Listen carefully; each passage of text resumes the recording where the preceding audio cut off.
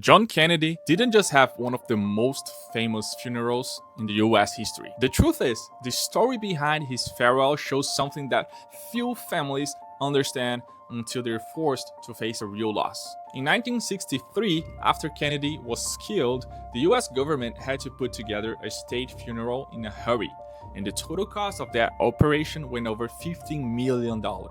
For that time, it was a huge amount. When people hear that number, they usually imagine the money went to flowers, public tribute, or a fancy ceremony. But what really made the bill shoot up was something very different. Just the land and all the security needed to protect Kennedy's historic grave at Arlington National Cemetery were valued at around $13 million.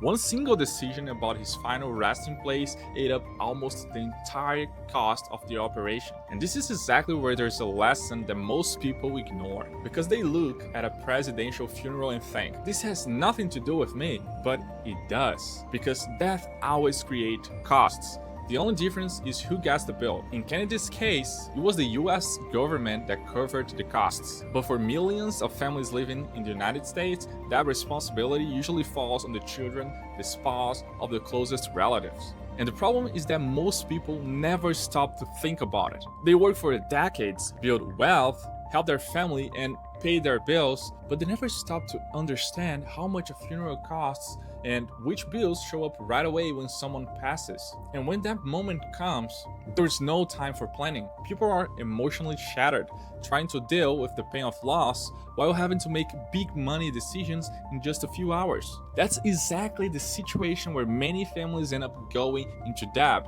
using credit cards, or paying more than they expected. That's why I always say the problem isn't death. The real problem is leaving the people you love facing emotional and money pressure at the same time. I'm Gabriel Reyes, I'm a final expense agent, and my mission is to keep families from being caught off guard by costs that could have been avoided. If you believe your family deserves to be protected from this kind of situation, comment peace below and follow me, because I will keep showing you everything the funeral industry would rather you find out only when it's already too late.